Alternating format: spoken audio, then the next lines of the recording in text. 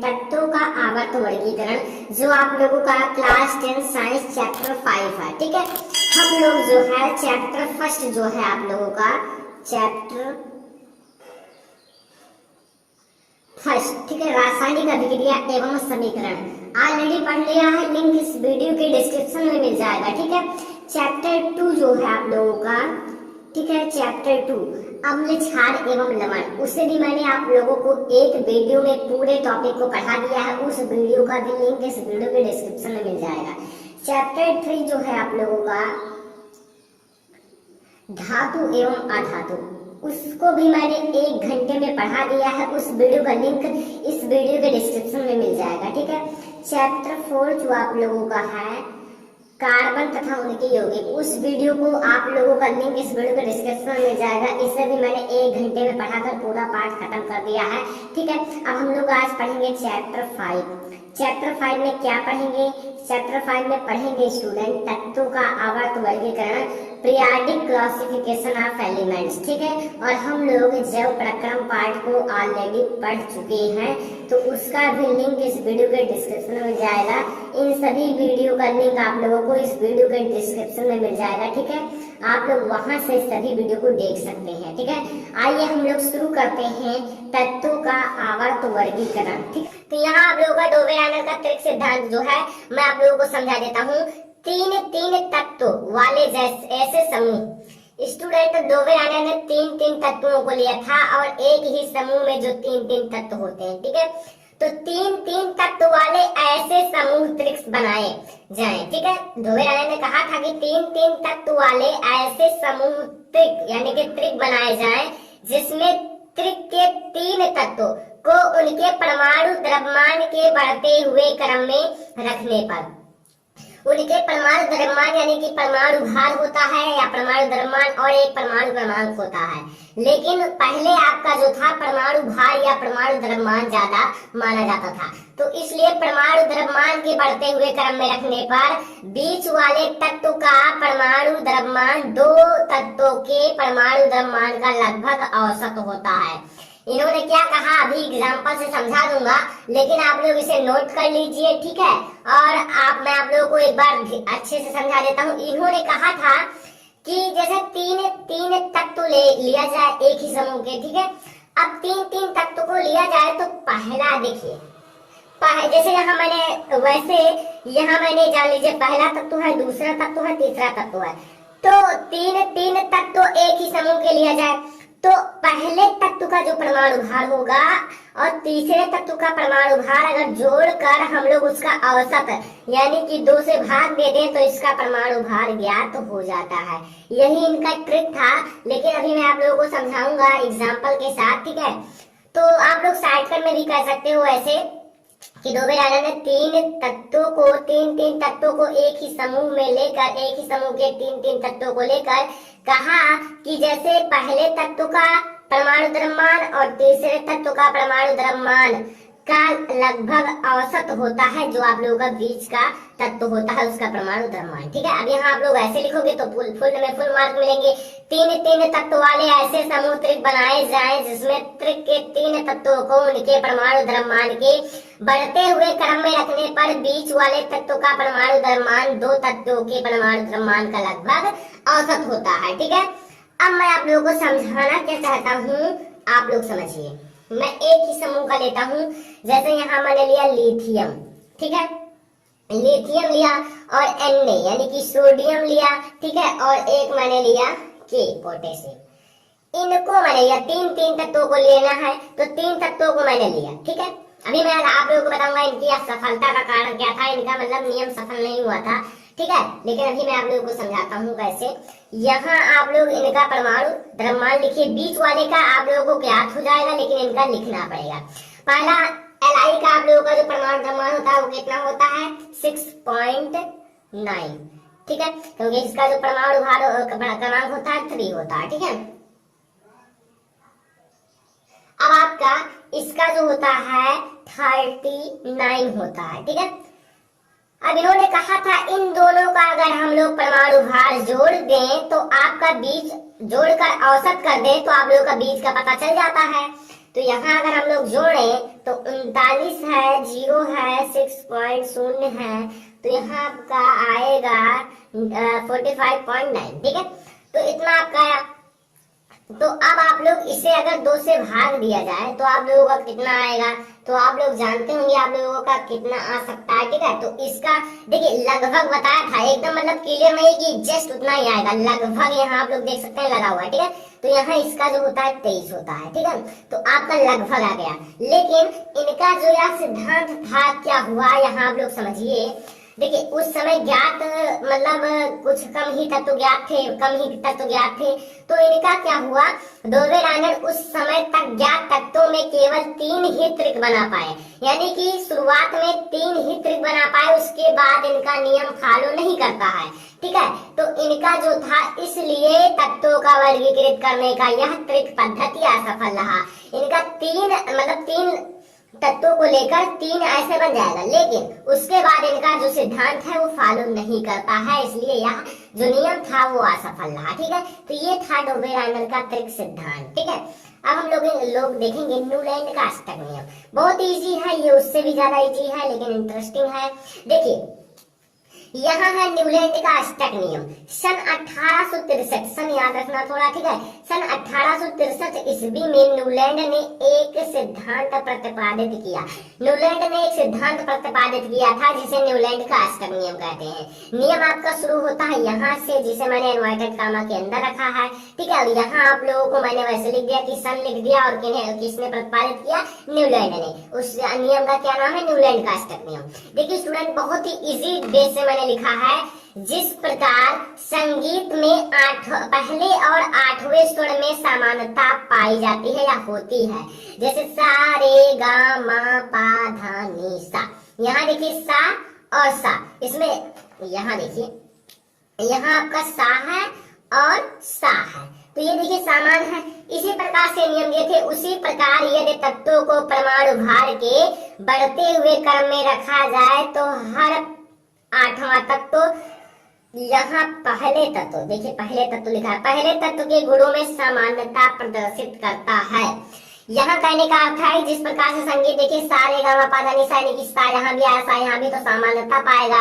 इसी प्रकार से हर एक तत्व को अगर परमाणु भार के बढ़ते हुए क्रम में रखा जाए तो पहला तत्व और 8वां तत्व में समानता पाई जाएगी, इनका यह कहना था। अब स्टूडेंट आप लोग सोचो कि ऐसे अगर होता तो क्या होता, सभी को याद हो जाता, हाँ पहला तत्व का समानता कितना होगा, जिस प्रकार से होगा, 8वां तत्व उसी प्रकार से होगा। लेकिन इनका नियम भी फॉलो नहीं होता है। अभी आप लोगों को पूरा डिटेल में समझाऊंगा, लेकिन पहले आप लोगों को मैं इस थ्योरी को अच्छे से समझा दूं। ठीक है, आप लोगों को मैं तत्व के साथ समझा दूं ताकि आप लोगों को कोई दिक्कत ही ना हो और आप लोग बोर्ड एग्जाम में इजी वे से लिख सके। ठीक है, तो यहाँ न्यूलैंड का अष्टक नियम आप लोगों को ऐसे लिखना है।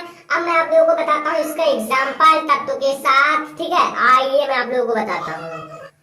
ठीक है स्टूडेंट, अब यहाँ मैं आप लोगों को देखिए इनका, आप लोग जो इनका सॉन्ग था वो क्या था, यहाँ नीचे समझा देता हूँ। ठीक है, ऊपर आप लोग ना समझे, उससे अभी मैं आप लोगों को असफलता का कारण बताऊंगा। यहाँ आप लोग देखिए इनका सॉन्ग क्या था, सा रे गा मा पा धा नी सा। ठीक है, नी सा। तो 1 2 3 4 5 6 7 8। ठीक है, 8। अब आप लोग समझो, यहाँ आप लोग रखिए तत्वों को, लिथियम, ठीक है, Be and re, carbon, beryllium, boron, carbon. ठीक है, तो ऐसे आप लोगों को लिखना है।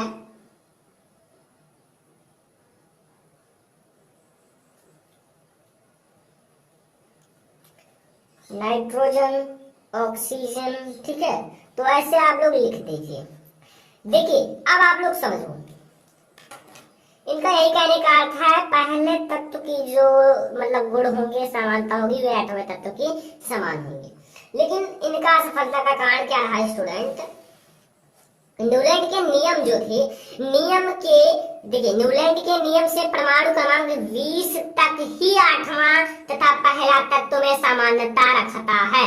यानी कि न्यूलैंड का नियम केवल 20 परमाणु क्रमांक तक ही फॉलो करता है, उसके बाद इनका नियम बिल्कुल भी फॉलो नहीं करता है, लेकिन इसके बाद इनका नियम पालन नहीं करता है, इसलिए इनका यह नियम भी आसक्त ही रहा है। ठीक है, तो यहाँ मैंने आप लोगों को समझा दिया जो न्यूलैंड का अष्टक नियम और डोबेरानर का त्रिक सिद्धांत। ठीक है, तो हम लोगों ने पढ़ा डोबेरानर का त्रिक सिद्धांत और न्यूलैंड का अष्टक नियम। ठीक है, हम लोगों ने क्या पढ़ा, डोबेरानर का त्रिक सिद्धांत और न्यूलैंड का अष्टक नियम। ठीक है, ये आपके सिलेबस में जो है आपके सिलेबस से कट कर दिया गया है, लेकिन आप लोगों को मैंने सोचा पढ़ा दूं, ये बेसिक है आप लोगों का तत्वों का आवर्त वर्गीकरण का। ठीक है, इसलिए मैंने आप लोगों को पढ़ा दिया, और आप लोगों को थोड़ा जरूरी भी है बेसिक पढ़ना, तो आप लोगों ने पढ़ लिया, अच्छा है, छोटा टॉपिक है, बहुत समय नहीं लगता है पढ़ने में। ठीक है, तो उसे पढ़ लिया। अब हम लोग देखेंगे स्टूडेंट इसके आगे जो है मेंडलीव की आवर्त सारणी का नियम,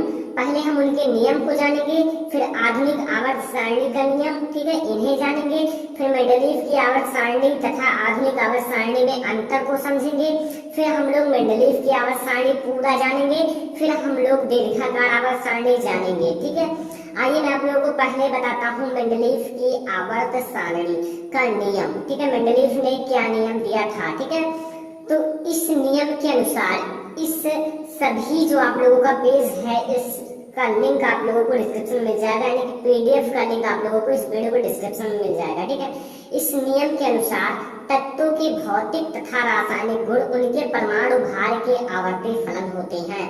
यहाँ परमाणु भार और परमाणु क्रमांक दो शब्द आएंगे। ठीक है, तो मैंने सोचा आप लोगों को इससे पहले आप लोगों को मैं परमाणु क्रमांक और परमाणु भार को डिटेल में समझा दूं, ताकि आप लोगों को अच्छे से समझ में आ जाए परमाणु क्रमांक होते क्या हैं और परमाणु भार या परमाणु द्रव्यमान क्या होते हैं। तो इन दोनों को मैं आप लोगों को पहले समझा दूं, फिर आप लोग इन्हें समझिएगा। तो चलिए मैं आप लोगों को राइट यानी कि लिख कर समझा देता हूँ।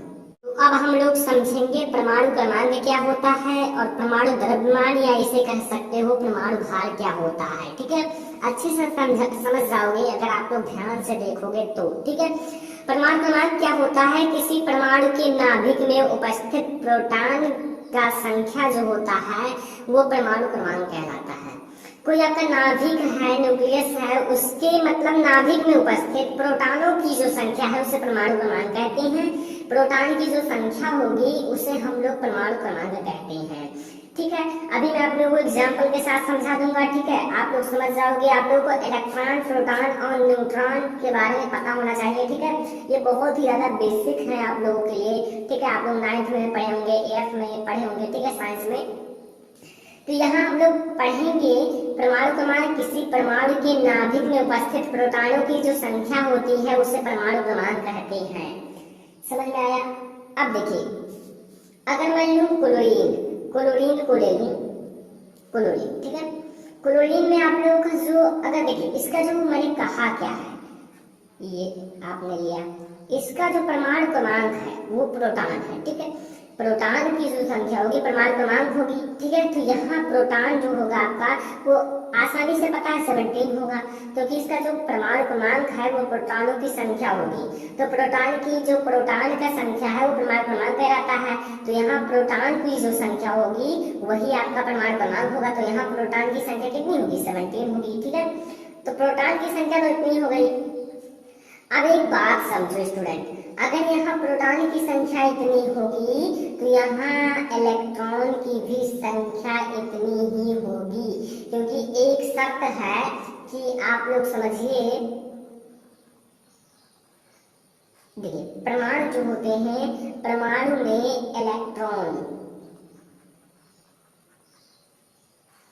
परमाणु में जो इलेक्ट्रॉन होते हैं, ठीक है, इलेक्ट्रॉन की संख्या, जो इलेक्ट्रॉन की संख्या होती है स्टूडेंट, वो क्या होती है? यहाँ देखिए, इलेक्ट्रॉन की संख्या जो होती है वो बराबर होती है प्रोटॉनों की संख्या की। ठीक है, प्रोटॉन की संख्या। अगर जितना आपका प्रोटॉन की संख्या होगा उतना ही इलेक्ट्रॉन की संख्या होगी, जितने इलेक्ट्रॉन की संख्या होगी उतने प्रोटॉन की संख्या होगी। बस इतना ही याद रखना है स्टूडेंट। लास्ट में आप लोगों को एक क्वेश्चन दूंगा, उसको आप लोग कमेंट बॉक्स में आंसर बताना, ठीक है। अगर मैं यहाँ एक और एग्जाम्पल दूं, यहाँ मैंने लिया अलेवन किसका परमाणु क्रमांक होता है? Na यानी कि सोडियम का, ठीक है। अब यहाँ आप लोग समझिए, यहाँ अगर P जो है, देखिए परमाणु क्रमांक जो होता है प्रोटॉन की संख्या के बराबर होता है, तो यहाँ आपका प्रोटॉन की संख्या 11 होगी, ठीक है। अगर प्रोटॉन की संख्या 11 होगी तो इलेक्ट्रॉन की संख्या कितनी होगी? 11 ही होगी। क्यों? क्योंकि प्रोटॉन की संख्या के बराबर होता है इलेक्ट्रॉनों की संख्या, या इलेक्ट्रॉनों की संख्या बराबर होती है प्रोटॉनों की संख्या, ठीक है। बस इतना समझो, इतना बहुत है। तो यहाँ आप लोगों को परमाणु क्रमांक के बारे में तो समझ में आ गया होगा। अब हम लोग समझेंगे स्टूडेंट परमाणु भार, यानी कि आप लोगों का परमाणु भार क्या होता है, एटॉमिक मास क्या होता है। देखिए परमाणु के नाभिक जो होते हैं, क्या है, परमाणु के नाभिक में उपस्थित, जो परमाणु का नाभिक है उसमें उपस्थित प्रोटॉनों तथा न्यूट्रॉनों की संख्या का योग जो होता है परमाणु भार कहलाता है। देखिए स्टूडेंट, अगर कोई नाभिक है उसमें प्रोटॉन की संख्या और न्यूट्रॉन की संख्या को मिला दिया जाए, ऐड कर दिया जाए, तो वो आपका जो होगा वो क्या होगा? परमाणु भार होगा। जैसे यहाँ मैं आप लोगों को एक छोटा सा सूत्र के माध्यम से समझा देता हूँ। यहाँ जो आप लोगों का A होगा, ठीक है, यानी कि परमाणु भार होगा वो P+N के बराबर होगा, ठीक है। P+N यानी कि P+N का अर्थ है P से प्रोटॉनों की संख्या, N से न्यूट्रॉनों की संख्या, न्यूट्रॉनों की संख्या। अगर मैं देखूं यहाँ Na जो है, ठीक है, यहाँ Na का परमाणु क्रमांक 11 है, ठीक है। अब इसमें अगर देखा जाए स्टूडेंट, तो इसमें क्या है, आपका इलेक्ट्रॉन की संख्या कितनी है, यानी कि इलेक्ट्रॉन का नहीं, प्रोटॉन की संख्या इलेक्ट्रॉन की संख्या के बराबर होती है, तो इसमें इलेक्ट्रॉन की संख्या 11 है, तो प्रोटॉन की संख्या भी उतनी होगी, ठीक है। तो यहाँ अगर हम A बराबर देखें, यहाँ आपका 11 हो जाएगा और प्लस N की संख्या आपका 12 हो जाएगा, इक्वल टू 23 होगा। Na का जो परमाणु भाग होगा वो 23 होगा। और एक बात और ध्यान रखना, ये परमाणु क्रमांक का लगभग 2 गुना होता है। अगर परमाणु क्रमांक जितना होता है ये उसका लगभग 2 गुना होता है स्टूडेंट। अगर यहाँ आपका 11 है तो यहाँ कितना होना चाहिए? 22। लेकिन मैंने क्या कहा है? लगभग, यानी कि लगभग में बराबर होता है। यहाँ कोई 11 ही बिल्कुल नहीं होता, 11 पॉइंट कुछ होता होगा, ठीक है। तो ये आपका हो गया परमाणु भार और परमाणु क्रमांक। मैं आप लोगों को एक क्वेश्चन देता हूँ, ठीक है, आप लोग उसे कमेंट बॉक्स में बताना। Zn जो है इसका आप लोग परमाणु क्रमांक बताइए, परमाणु भार बताइए, ठीक है। परमाणु क्रमांक कितना होगा, परमाणु भार कितना होगा, ये आप लोगों को बताना है। इसका परमाणु क्रमांक और परमाणु भार आप लोग बताइए, इलेक्ट्रॉनों की संख्या बताइए, प्रोटॉनों की संख्या बताइए, सब कुछ बताना है, ठीक है। तो इसका आप लोग कमेंट बॉक्स में इसका आंसर दीजिएगा स्टूडेंट। तब तक हम लोग आगे बढ़ेंगे। देखिए परमाणु क्रमांक और परमाणु भार समझ में आ गया होगा, तो आप लोगों को मेंडलीव की आवर्त सारणी का नियम और जो आप लोगों का आधुनिक आवर्त सारणी का नियम समझ में आ जाएगा, ठीक है। तो आई होप कि आप लोगों को ये समझ में आ गया होगा। अब समझिए स्टूडेंट मेंडलीव की आवर्त सारणी का नियम और आधुनिक आवर्त सारणी का नियम, ठीक है। तो यहाँ मैं पहले मेंडलीव की अवस्थाएं समझाता हूँ। तो यहाँ मेंडलीव की अवस्थाएं क्या कहता है कि इस नियम के अनुसार, जो मेंडलीव की अवस्थाएं का नियम है, इस नियम के अनुसार जो तत्वों के भौतिक तथा रासायनिक गुण उनके परमाणु भार के आवर्ती फलन होते हैं, ठीक है। अगर पसंद आए तो वीडियो को लाइक जरूर करना, ठीक है। यहाँ जो है तत्वों के भौतिक तथा रासायनिक गुण उसके परमाणु भार के आवर्ती फलन होते हैं स्टूडेंट। यहाँ बात क्या किया गया है कि जो अगर तत्व है तो उनका भौतिक तथा रासायनिक गुण जो है परमाणु भार के आवर्ती फलन होते हैं, यानी कि यहाँ पूरा जो दिया गया है परमाणु भार को दिया गया है, ठीक है। लेकिन इनका यही नियम थोड़ा गलत हो गया। यहाँ आप लोग दूसरा समझिए, जो आप लोगों का आधुनिक आवर्त सारणी है ये आप लोगों को समझना है, ठीक है। इस नियम के अनुसार तत्वों के भौतिक तथा रासायनिक गुण उनके परमाणु क्रमांक के आवर्ती फलन होते हैं। इस नियम के अनुसार स्टूडेंट इनके जो भौतिक तथा रासायनिक गुण हैं उनके परमाणु क्रमांक की आवर्ती फलन होते हैं। स्टूडेंट जो मेंडलीव की आवर्त सारणी है इसमें देखिए समस्थानिक का कोई स्थान ही नहीं था। समस्थानिक का स्थान क्यों नहीं था? आप लोग पढ़े होंगे समस्थानिक संभारिक। देखिए स्टूडेंट संभारिक का स्थान इसलिए नहीं था क्योंकि इसमें परमाणु क्रमांक का बात ही नहीं किया गया, और परमाणु क्रमांक समस्थानिक में परमाणु क्रमांक का बात किया जाता है। समस्थानिक में क्या होता है? परमाणु क्रमांक समान हो और परमाणु भार भिन्न हो। तो इसमें जो होता था स्टूडेंट समस्थानिक की कमी थी, यानी कि समस्थानिक का कोई स्थान ही नहीं था। जब परमाणु क्रमांक पता ही नहीं था तो समस्थानिक कैसे पता चलेगा? यानी कि सब भार संभारिक पर था, यानी कि परमाणु भार पर था। ठीक है, और इसमें दोनों था, इसमें परमाणु भार और परमाणु क्रमांक दोनों था, यानी कि संभारिक और समस्थानिक दोनों थे। इसलिए ये जो नियम है ये सफल हुआ। ठीक है, यानी आधुनिक आवर्त सारणी का नियम और मेंडलीव की आवर्त सारणी का नियम आप लोग समझ लीजिए। इस नियम के अनुसार तत्वों के भौतिक तथा रासायनिक गुण जो है परमाणु भार के आवर्ती फलन होते हैं, और थोड़ा सा अंतर है इसमें भार उसमें क्रमांक, यानी कि आधुनिक आवर्त सारणी का जो नियम है इस नियम के अनुसार जो तत्वों के भौतिक तथा रासायनिक गुण उनके परमाणु क्रमांक के आवर्ती फलन होते हैं। बस इतना ही अंतर है, इतना आप लोगों को समझ में आ भी गया होगा। अब हम लोग देखेंगे मेंडलीव की आवर्त सारणी तथा आधुनिक आवर्त सारणी में क्या अंतर है। ठीक है, हम इन दोनों के बीच में डिफरेंस देखने वाले हैं जो कि आप लोगों के लिए बेहद ही इम्पोर्टेंट है, तो ध्यान से देखते रहिए। हम लोग देखते हैं आगे। ठीक है, तो अब हम लोग मेंडलीव की आवर्त सारणी और जो है आधुनिक आवर्त सारणी में अंतर कैसे स्पष्ट करेंगे वो आप लोग समझिए स्टूडेंट। देखिए मेंडलीव की आवर्त सारणी आपको पता है कि ये परमाणु भार को लेकर चले, ठीक है, और आधुनिक आवर्त सारणी में परमाणु क्रमांक। तो यहाँ आप लोग समझिए पहला जो अंतर है तत्वों को उनके परमाणु भार के बढ़ते हुए क्रम में व्यवस्थित किया गया। इसमें परमाणु भार के बढ़ते हुए क्रम में व्यवस्थित किया गया। जैसे अगर 2 है, 4 है, 6 है, 8 है, तो इन्हें परमाणु भार 2 आगे, फिर 4, फिर 8, फिर 10, ठीक है, मतलब परमाणु भार के बढ़ते हुए क्रम में रखा गया। क्या इसमें मेंडलीव की आवर्त सारणी में। ठीक है, तो इतना समझ में आया। दूसरा जो है इस आवर्त सारणी में हाइड्रोजन का स्थान निश्चित नहीं है। अगर मेंडलीव की आवर्त सारणी आप उठा के देखो तो उसमें जो है इस आवर्त सारणी में जो हाइड्रोजन है उसका कोई स्थान निश्चित नहीं है। स्थान का अर्थ है उसको कोई जगह ही नहीं दिया गया, यानी कि स्थान उसका कोई निश्चित नहीं है, कहीं यहाँ कहीं वहाँ। ठीक है, तो इसमें जो था इस आवर्त सारणी में हाइड्रोजन का कोई स्थान निश्चित नहीं था, इतना ध्यान में रखना।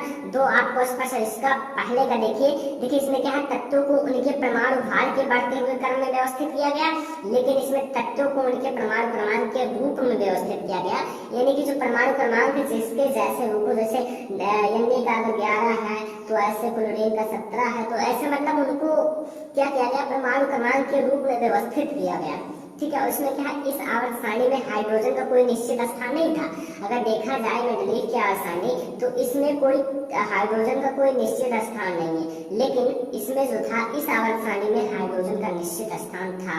हाइड्रोजन का यहाँ निश्चित स्थान है, यहाँ है तो यहाँ रहेगा। ठीक है, तो इसमें जो था हाइड्रोजन का एक निश्चित स्थान था, इसमें नहीं है। अगर आप लोग समझिए इस आवर्त सारणी में समस्थानिकों के लिए कोई स्थान नहीं था। देखिए स्टूडेंट समस्थानिक के लिए स्थान क्यों नहीं था? क्योंकि स्टूडेंट इसमें क्या हुआ है कि इसमें इलेक्ट्रॉन, यानी कि इलेक्ट्रॉन एक परमाणु भार, परमाणु क्रमांक, देखिए स्टूडेंट इसमें परमाणु क्रमांक का कोई बात ही नहीं किया गया। ठीक है, तो इसलिए जब परमाणु क्रमांक का बात ही नहीं किया गया तो इसमें समस्थानिक इसीलिए नहीं है क्योंकि इसमें जो समस्थानिक क्या होता है जिसके परमाणु क्रमांक समान हो, परमाणु भार भिन्न भिन्न हो। जब परमाणु क्रमांक है ही नहीं, जो चीज है ही नहीं, तो वो कैसे उसका पता चलेगा? तो ये बाद में पता चला समस्थानिक। ठीक है, तो समस्थानिक यानी कि इसमें परमाणु क्रमांक था नहीं, तो इसलिए इस आवर्त सारणी में समस्थानिक के लिए कोई स्थान नहीं था। समस्थानिक के लिए स्थान इसलिए नहीं था क्योंकि इसमें जो परमाणु भार के बढ़ते हुए क्रम में तत्वों को रखा गया। ठीक है, और इसमें परमाणु क्रमांक के और परमाणु क्रमांक का भी एक तत्व का परमाणु क्रमांक दिया गया, उनका भार भी दिया गया, तो इसमें समस्थानिक और संभारिक दोनों का स्थान था, लेकिन इसमें समस्थानिक का स्थान नहीं था। ठीक है, इस आवर्त सारणी में समस्थानिक का उचित स्थान था।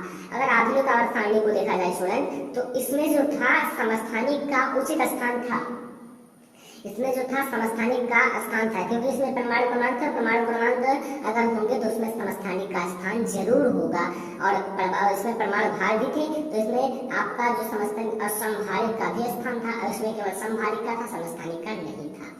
तो तो ये हमारा मेंडलीव की आवर्त सारणी और आधुनिक आवर्त सारणी में अंतर समझ में आ गया होगा, और मेंडलीव की आवर्त सारणी का नियम और आधुनिक आवर्त सारणी का नियम समझ में आ गया होगा। तो ये अगर समझ में आ गए हो तो हम लोग मेंडलीव की पूरी आवर्त सारणी के बारे में डिटेल में समझें, क्योंकि वो बहुत ही ज्यादा इंपॉर्टेंट है आपके दीर्घ उत्तरीय प्रश्नों के लिए। तो चलिए हम लोग शुरू करते हैं मेंडलीव की पूरी आवर्त सारणी। तो स्टूडेंट मेंडलीव की मूल आवर्त सारणी के बारे में हम लोग बात करेंगे, ठीक है। और मैं आप लोगों को जैसा बता रहा हूँ, अगर ऐसे आप लोग हैंड राइटिंग नोट्स जैसा मैं प्रोवाइड कर रहा हूँ ऐसे लिखोगे तो आप लोगों का एक भी नंबर कटने वाला नहीं है, ठीक है। मैं आप लोगों को फुल कॉन्सेप्ट समझा रहा हूँ और अच्छे से हैंड राइटिंग के साथ, ठीक है। आप लोगों को चित्र के साथ अगर चाहे जितना समझा दिया जाए आप बोर्ड एग्जाम में नहीं लिख पाओगे। आपको मैं ऐसे पीरियडिक टेबल उठाकर और अच्छे से समझा दूँ तो उतना अच्छा नहीं लिख पाओगे स्टूडेंट, ठीक है। वो सब कंपटीशन में ऐसे समझे जाते हैं कि ट्रिकी मॉडल, इसमें आप लोगों को थ्योरी लिखना पड़ेगा स्टूडेंट। अगर बोर्ड एग्जाम में आए तो उसमें थ्योरी जरूर लिखना पड़ेगा, और ये स्टूडेंट आप लोगों के लिए वेरी इंपॉर्टेंट क्वेश्चन है, इसलिए मैं आप लोगों को अच्छे से थ्योरी से समझा रहा हूँ, क्योंकि आपके 7 अंक में आते हैं क्वेश्चन अगर आएंगे तो, और आते जरूर है। दीर्घाकार आवर्त सारणी और ये दीर्घाकार आवर्त सारणी में इसके बाद समझाने वाला हूँ, ठीक है। तो इसको पहले समझो, फिर दीर्घाकार आवर्त सारणी को आसानी से समझ जाओगे, ठीक है। सन 1869 ईस्वी, यहाँ बात क्या किया गया है, सन 1869 से 1871, यानी कि 12 वर्ष, यानी कि 12 वर्ष, देखिएगा एक और इधर एक जो, यानी कि 12 वर्ष तक, सॉरी स्टूडेंट यहाँ हम लोग केवल 2 वर्ष, ओनली 2 वर्ष, ठीक है, यानी कि 2 ईयर, ठीक है। तो 1869 ईस्वी से 1871 ईस्वी में रूस के वैज्ञानिक मेंडलीव ने, देखिए यहाँ आप लोगों को छोटा सा बात ध्यान रखना है स्टूडेंट, कि ये जो मेंडलीव जी थे ये रूस के वैज्ञानिक थे। कहाँ के थे? रूस के वैज्ञानिक, ठीक है। बस छोटे छोटे कॉन्सेप्ट क्लियर करो, क्योंकि ये बहुविकल्पी में आ सकते हैं, ठीक है। मेंडलीव कहाँ के वैज्ञानिक थे? तो रूस के वैज्ञानिक थे, ठीक है। मेंडलीव ने उस समय कितने तत्व ज्ञात थे स्टूडेंट? अब आपके एलिमेंट्स कितने ज्ञात हैं? 118, लेकिन उस समय ज्ञात केवल 57 तत्वों को उनके परमाणु भार के बढ़ते हुए क्रम में व्यवस्थित किया। उस समय केवल स्टूडेंट 57 तत्व ही ज्ञात थे, तो इसलिए उन्हें परमाणु भारों के रूप में व्यवस्थित कर दिया, ठीक है। व्यवस्थित करने के बाद यह पाया गया कि नियमित अंतर के बाद समान गुण वाले तत्व पाए जाते हैं। यहाँ क्या कह रहा है कि व्यवस्थित करने के बाद यह पाया कि नियमित अंतर के बाद, कुछ नियम के अंतर के बाद, यानी कि समान गुण वाले तत्व पाए गए। कुछ नियमित अंतर के बाद समान गुण वाले तत्व पाए गए, ठीक है। यहाँ क्या कह रहा है कि कुछ नियमित अंतर के बाद समान गुण धर्म वाले तत्व पाए गए। इनके आधार पर मेंडलीव ने एक नियम दिया। मेंडलीव ने एक नियम दिया स्टूडेंट, और नियम कौन सा था? वही जो मैंने अभी बताया है, लेकिन एक बार और समझ लीजिए, क्योंकि ये छोटे क्वेश्चन में आते हैं। मेंडलीव की नियम आप लोगों को समझाइए, ठीक है। तो इस नियमानुसार, जो आप लोगों का मेंडलीव का नियम है, इनके नियमानुसार जो तत्वों के भौतिक तथा रासायनिक गुण, जो तत्व हैं उनके अगर हम जो फिजिकल प्रॉपर्टीज या केमिकल प्रॉपर्टीज, ठीक है, यानी कि भौतिक गुण या रासायनिक गुण, ठीक है, उनके परमाणु भार के आवर्ती फलन होते हैं। यहाँ मेन फंडा क्या है? परमाणु भार, एटॉमिक मास, ठीक है। परमाणु भार याद रखना, परमाणु भार के आवर्ती फलन होते हैं। तो इसे आप लोग नोट कर लीजिए, नोट बना लीजिए स्टूडेंट, और एक नोट करिए। अगर आप लोग रासायनिक अभिक्रिया समीकरण, अम्ल क्षार एवं लवण, धातु एवं अधातु, कार्बन तथा उनके यौगिक, ठीक है, इन सबको नहीं देखा तो इस वीडियो के डिस्क्रिप्शन में लिंक मिल जाएगा, आप लोग देख लेना स्टूडेंट। बहुत ही ज्यादा महत्वपूर्ण वो सारे लेसन है, ठीक है। तो यहाँ तक आप लोगों को समझ में आ गया होगा। अब हम लोग देखेंगे स्टूडेंट मेंडलीव की आवर्त सारणी के लक्षण। देखिए स्टूडेंट, क्वेश्चन आपका ये बड़े में आता है, इसलिए आप लोगों को थोड़ा बड़ा याद करना पड़ेगा, ठीक है, यानी कि थोड़ा विस्तार से, ठीक है। तो यहाँ आप लोग समझिए, पहला इनके लक्षण, पहला समझिए। इस सारणी में जो है तत्वों को परमाणु भार के बढ़ते हुए क्रम में रखा गया। अगर इस आवर्त सारणी को देखा जाए तो तत्वों के परमाणु भार के बढ़ते हुए क्रम में रखा गया, ठीक है। यहाँ मेन है आपका परमाणु भार, परमाणु भार के बढ़ते हुए क्रम में रखा गया था। किसे? इस सारणी में। अगर आप तत्वों को मतलब सीरीज से देखें तो इसमें परमाणु भार के बढ़ते हुए क्रम में इसे रखा गया था। दूसरा, इस सारणी में 12 क्षैतिज पंक्तियां होती हैं। अगर आप उठा के देखें तो इसमें आपको 12 क्षैतिज पंक्तियां जिसे श्रेणियां कहते हैं स्टूडेंट। यहाँ आप लोग कर दीजिए श्रेणी, ठीक है, सारणी नहीं श्रेणी, ठीक है, श्रेणी कर दीजिए। तो यहाँ 12 36 पंक्तियां हैं जिसे श्रेणियां कहते हैं, लेकिन इस श्रेणी में 8 ऊर्ध्वाधर कॉलम है जिसे समूह कहते हैं। इस जो आपका श्रेणी है ना उसमें 8 ऊर्ध्वाधर कॉलम है, ठीक है, यानी कि ऊर्ध्वाधर कॉलम है जिसे समूह कहते हैं। तो इस लक्षण को भी नोट कर लीजिए। पहला क्या है, इस सारणी में तत्वों के परमाणु भार के बढ़ते हुए क्रम में रखा गया। दूसरा है, इस सारणी में 12 36 पंक्तियां हैं जिसे श्रेणियां कहते हैं। तीसरा है, इस श्रेणी में 8 ऊर्ध्वाधर कॉलम हैं जिसे समूह कहते हैं। तो यहाँ पहले आप लोगों को मैंने समझाया कुछ मेंडलीव जी के बारे में। 1869 से 1871 में रूस के वैज्ञानिक मेंडलीव का उस समय 57 तत्वों को उनके परमाणु भार के बढ़ते हुए क्रम में व्यवस्थित किया, ठीक है, ऐसे मैं आप लोगों को समझा दिया। फिर मैंने आप लोगों को समझाया इनके नियम जो थे, फिर मैंने आप लोगों को समझाया मेंडलीव की आवर्त सारणी के लक्षण। अब हम लोग समझेंगे मेंडलीव की आवर्त सारणी जो है उनके लाभ क्या था, ठीक है, अगर है तो आप लोगों को लाभ भी मिलेगा, ठीक है। तो स्टूडेंट यहाँ आप लोग समझिए मेंडलीव की आवर्त सारणी के लाभ क्या था कि तत्वों के गुणधर्म के अध्ययन में आसानी। अगर कोई तत्व है तो उनके गुणधर्म अगर देखा जाए कि इनका गुणधर्म कैसा है, अच्छा है कि अच्छा नहीं है, ठीक है, तो उसमें आसानी हुआ, तत्वों के गुणधर्म के अध्ययन में आसानी हुआ, ठीक है, क्योंकि इन्होंने एक पीरियाडिक टेबल बना दिया। पीरियाडिक टेबल बनाया तो उसमें मतलब तत्वों को ऐसे रखा गया कि जिनके गुणधर्म समान हो से एक कॉलम में उसे दूसरे, यानी कि जैसे जैसे तत्व निकलते गए 57 तत्व इन्होंने ज्ञात था तो उस समय 57 तत्वों को रखा, ठीक है, लेकिन जो जैसा गुणधर्म था वैसे रखा गया। और परमाणु भार का सही ज्ञान, इसमें तो परमाणु भार का ही तो सही ज्ञान दिया गया था, क्योंकि इसमें परमाणु भार के बढ़ते हुए क्रम में रखा गया, सब जगह परमाणु भार की ही बात की गई। तो इसमें जो था परमाणु भार का एकदम करेक्टली ज्ञान हो जाता है, ठीक है। इसमें मेंडलीव की मूल आवर्त सारणी में अगर आप देखिए तीसरा, नए तत्वों की खोज तथा अनुसंधान में सुविधा। अगर देखा जाए तो इसमें नए तत्वों की कई सारे नए तत्वों की खोज तथा अनुसंधान में सुविधा हुआ, ठीक है। तो यहाँ तक आप लोगों को समझ में आ गया होगा मेंडलीव की आवर्त सारणी के लक्षण, और ये आपका दूसरा मेंडलीव की आवर्त सारणी जो है उनके लाभ क्या है, तत्वों के गुणधर्म के अध्ययन में आसानी, जो तत्व है उनके गुणधर्म के अध्ययन में आसानी, और दूसरा परमाणु भार का सही ज्ञान। आप लोगों को इसमें परमाणु भार जो है एटॉमिक मास का सही ज्ञान मिला। तीसरा है नए तत्वों की खोज तथा अनुसंधान में सुविधा। देखिए इसमें जो थे नए तत्वों की खोज हुई, ठीक है, और परमाणु भार के बढ़ते हुए क्रम में रखा गया, पीरियाडिक टेबल भी बनाया मेंडलीव जी ने। तो यहाँ आप लोगों को मैं बताता हूँ कुछ मेंडलीव की आवर्त सारणी के हानियां, यानी कि हानि क्या थे। तो स्टूडेंट अब हम लोग समझने वाले हैं मेंडलीव की आवर्त सारणी की हानि क्या है। नंबर फर्स्ट आप लोग समझ लीजिए स्टूडेंट, परमाणु भारों के क्रम में परिवर्तन। जो परमाणु भार का बात किया गया हर चीज में, तो परमाणु भार का जो क्रम था उसमें परिवर्तन हो गया, ठीक है। दूसरा है नए मतलब अनेक नए तत्वों के लिए उचित स्थान का अभाव। देखिए स्टूडेंट यहाँ 57 तत्वों के ही एक पीरियाडिक टेबल बनाया गया, नए तत्व की खोज हुई तो उसके लिए कोई उचित स्थान नहीं था, तो उचित स्थान का अभाव था इसमें मेंडलीव की आवर्त सारणी का जो पीरियाडिक टेबल था। तीसरा समस्थानिक तथा संभारी की खोज। स्टूडेंट इसी के द्वारा हम लोग समस्थानिक तथा संभारी की खोज हुई। और चौथा है तत्वों के मूल लक्षण, उसका परमाणु क्रमांक होता है। यहाँ इन्होंने थोड़ा सा गलत बताया कि तत्वों का जो मूल लक्षण होता है परमाणु भार होता है, लेकिन यहाँ आपका जो सही है वो तत्वों का मूल लक्षण जो होता है परमाणु क्रमांक होता है। यही आप लोगों का राइट है, तत्वों का जो मूल लक्षण होता है स्वयं वो परमाणु क्रमांक होता है, याद रखना। हानि आप लोगों को मैंने फोर बता दिया। अब आप लोगों का जो मेंडलीव की आवर्त सारणी है स्टूडेंट यहीं पर समाप्त हो जाता है। आप लोगों को मेंडलीव की आवर्त सारणी का नियम याद रखना है, ठीक है। और दूसरा जो आप लोगों को याद रखना है मेंडलीव की आवर्त सारणी के लक्षण, तीसरा याद रखना है मेंडलीव की आवर्त सारणी के लाभ, चौथा याद रखना है मेंडलीव की आवर्त सारणी की हानि। बस इतना याद रखना, बहुत ही इजी है। अब हम लोग देखेंगे जो आप लोगों के लिए वेरी इंपॉर्टेंट क्वेश्चन है स्टूडेंट, दीर्घाकार आवर्त सारणी के बारे में। दीर्घाकार आवर्त सारणी, ठीक है।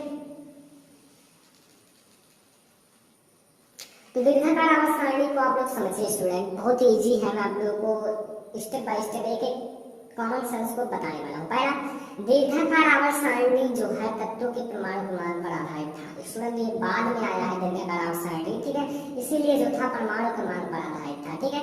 और जो दीर्घाकार आवर्त सारणी है परमाणु क्रमांक पर आधारित प्रोवाइड था, नोट कीजिए number first. Number second note कीजिए, इसमें जो था तत्वों के रासायनिक गुणों में समानता, भिन्नता तथा अन्य कर्मी परिवर्तनों का स्वयं ही आभास हो जाता था। इसमें अगर तत्वों के रासायनिक गुणों में समानता है, भिन्नता है तथा अन्य कर्मी परिवर्तन का स्वयं ही आभास हो जाता है, ठीक है, इसमें स्वयं ही आभास हो जाता है। अगला है, इस आवर्त सारणी को याद करना सरल है। इस आवर्त सारणी को याद करना सरल है क्योंकि बहुत ही सरल बनाया गया है, सरल तरीके से इसे रचा गया है, इसलिए इसे याद करना बहुत ही ज्यादा इजी है, ठीक है। तो तीसरा है, इस आवर्त सारणी को याद करना सरल है। चौथा है, जैसा कि मेंडलीव की आवर्त सारणी में अनेक अनुमान गलत निकाले गए। देखिए, मेंडलीव की आवर्त सारणी में अनेक अनुमान गलत निकाले गए, जो कि मैंने अभी बताया है क्या क्या गलत निकाला गया। परमाणु भारों के क्रम में परिवर्तन, समस्थानिक तथा संवादी की खोज, अनेक नए तत्वों के लिए उचित स्थान का अभाव, तत्वों का मूल लक्षण उसका परमाणु भार नहीं बल्कि परमाणु क्रमांक होता है, ये सब इनकी हानियां थी। तो इसमें बहुत सारी चीजें गलत निकाले गए, लेकिन इस सारणी में कोई गलत अनुमान नहीं निकाले गए क्योंकि ये बाद में तैयार किया गया, सभी को मिलाकर एक अच्छा सा पीरियडिक टेबल तैयार किया गया था, इसलिए इसमें कोई गलत अनुमान नहीं निकाला गया। पांचवा है, इस सारणी में आगे और भी विभाजन किए गए। इस आवर्त सारणी में आगे बहुत सारे विभाजन किए गए, जैसे सक्रिय तत्व का अलग और संक्रमण तत्व का अलग, ब्रेल मृदा धातु अलग, लैंथेनाइट व रेडियो एक्टिव धातु, एक्टिनाइट उपधातु, इन सबका एक अलग अलग बनाया गया सारणी, ठीक है, यानी कि अलग अलग इनको कलर किया गया, अलग अलग मतलब जगह में रखा गया, ठीक है। छठवां है, इसमें उप समूहों को बिल्कुल ही पृथक कर दिया गया है। इसमें जो उप समूह है स्टूडेंट, उसे बिल्कुल ही पृथक कर दिया गया है, ठीक है। उप समूह, समूह का जो ऊपर का होता है उप समूह। तो स्टूडेंट ये था हमारा आज का बहुत ही महत्वपूर्ण लेसन। स्टूडेंट इसके बाहर आप लोगों को कुछ नहीं पढ़ना है, बस इतना ही पढ़ना है। इसके बाहर पढ़ोगे स्टूडेंट तो वो सब बोर्ड एग्जाम के लिए नहीं है, बोर्ड एग्जाम में जो आने वाले हैं उससे मैं आप लोगों को पढ़ा दिया, ठीक है। तो इतना आप लोगों को पढ़ना बहुत ही ज्यादा जरूरी हो जाता है, ठीक है स्टूडेंट। तो यहाँ मैं आप लोगों को कुछ समझा देता हूँ। यहाँ मैंने आप लोगों को कई सारी चीजें बताया, अब आप लोगों को मैंने समझाया क्या है स्टूडेंट, यहाँ आप लोगों ने समझाया है कि अगर आप लोगों को चैप्टर फर्स्ट रासायनिक क्रिया एवं समीकरण, चैप्टर 2 अम्ल क्षार एवं लवण, चैप्टर 3 जो आप लोगों का है धातु एवं अधातु, चैप्टर 4 कार्बन तथा उनके यौगिक, इन सभी पाठ को मैंने एक वीडियो में पढ़ाया है। तत्वों का जो आप लोगों का ये है रासायनिक क्रिया एवं समीकरण, इसे मैंने एक वीडियो में पढ़ा दिया है। अम्ल क्षार एवं लवण, इसे भी मैंने एक वीडियो में पढ़ा दिया है। और धातु एवं अधातु एक घंटे का वीडियो है, तो उससे आप लोग देखिए, लिंक इस वीडियो के डिस्क्रिप्शन में मिल जाएगा। चैप्टर 5 अभी मैं आप लोगों को पढ़ा दिया, ठीक है। तत्वों का आवर्त वर्गीकरण जो प्रक्रम भी मैंने 1 घंटे में पढ़ाया है, तो उस वीडियो का भी लिंक इस वीडियो के डिस्क्रिप्शन में मिल जाएगा। आप लोग पहले इतना तैयार करने के बाद इस पार्ट को देखना, क्योंकि ये सब ज्यादा इंपॉर्टेंट है बजाय इस लेसन के। सबसे ज्यादा इंपॉर्टेंट जॉब प्रक्रम है स्टूडेंट, तो इस वीडियो का लिंक भी इस वीडियो के डिस्क्रिप्शन में मिल जाएगा। स्टूडेंट ये था आज का हमारा जो आप लोगों का तत्वों का आवर्त वर्गीकरण लेसन। यहाँ पर आप लोगों का लेसन समाप्त होता है, ठीक है स्टूडेंट। अगर ये वीडियो पसंद आया हो तो वीडियो को लाइक कीजिए, अपने सभी दोस्तों के साथ शेयर कर दीजिए स्टूडेंट, ताकि वो भी इन सारे लेसन को देख सके और इन सारे लेसन भी देख सके, क्योंकि मैंने आप लोगों को 5-6 लेसन आगे भी पढ़ा दिया है। तो स्टूडेंट आई होप ये वीडियो आप लोगों को पसंद आया होगा, ठीक है। वीडियो को लाइक कीजिए, कम से कम 2000 लाइक तक पहुंचाइए स्टूडेंट, ठीक है। 2000 लाइक तक पहुंचाइए, फिर मैं आप लोगों को ऐसे हर एक चैप्टर का वीडियो देता रहूंगा। तो स्टूडेंट चैनल पर नया है तो सब्सक्राइब करने के बाद बेल आइकन को जरूर प्रेस कर दीजिए, क्योंकि मैं आप लोगों को ऐसे वीडियो डेली प्रोवाइड करता रहूंगा। तो स्टूडेंट फिलहाल इस वीडियो में इतना ही, तब तक के लिए धन्यवाद।